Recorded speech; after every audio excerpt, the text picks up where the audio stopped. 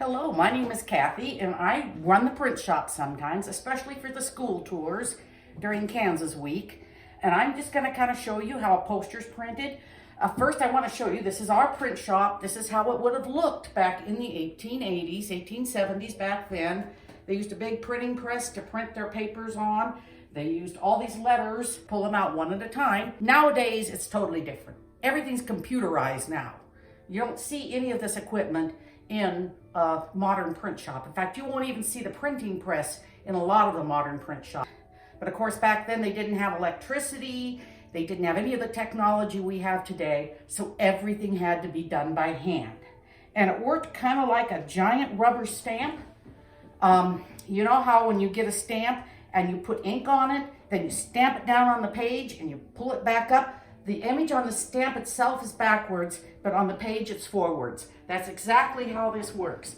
And they had to pull out every single letter from these trays, one letter at a time.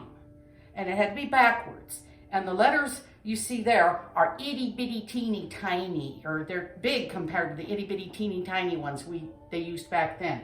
So I'm gonna go ahead and I'm gonna print a poster for you. I'm gonna pick the name Wyatt Earp because he's a famous person who used to live here in Dodge City back in the 1870s. Now you see, that took me maybe a couple minutes to do it. Here's his name, it's backwards. And the letters themselves are actually backwards. Now, can you imagine if I had to do that for a whole entire newspaper forwards? Like if you had to write a paper for your class and do it this way, one whole page would probably take you a long time. Well, newspapers were like 4 pages long at the very least. And the letters were teeny tiny, like you see in newspapers today. So that was the time-consuming part about printing a paper. And I'm going to do a reward poster. So we got to put the letters into the printing press.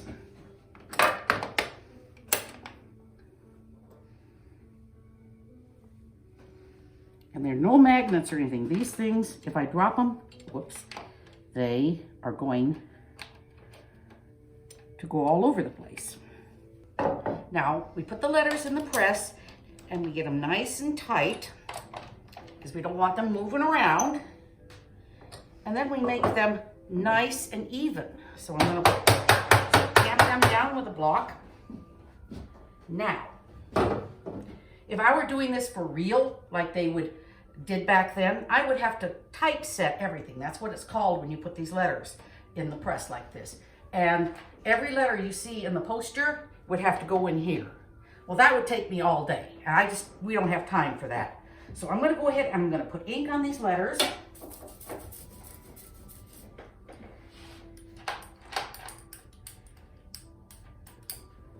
And I'm gonna grab a poster and see, the reason I'm not here setting these up all day is because they're already printed up for us. So all I have to do is just insert the name where it goes, right there. So we're gonna lay this down nice and straight. And we're gonna roll this over. Now, these machines all use, this is heavy, and these machines all use weight or pressure to press the ink onto the page. That's why they call these printing presses. As a matter of fact, the whole media, the entire media is called the press because that's radio, TV, the internet, actual printing is called the press. And it came from this idea that when we distribute the news, we actually use a press to press the ink onto the page. And voila, Wyatt Earp.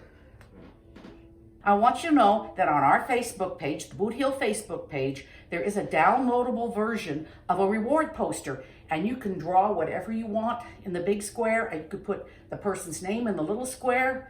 So if you want your father, your teacher, your mother, your brother, your sister, whoever to be wanted, go ahead and use a downloadable version. And y'all have a nice rest of what you call a semester. We live the legend at the Boot Heel Museum. Dodge City's making history again.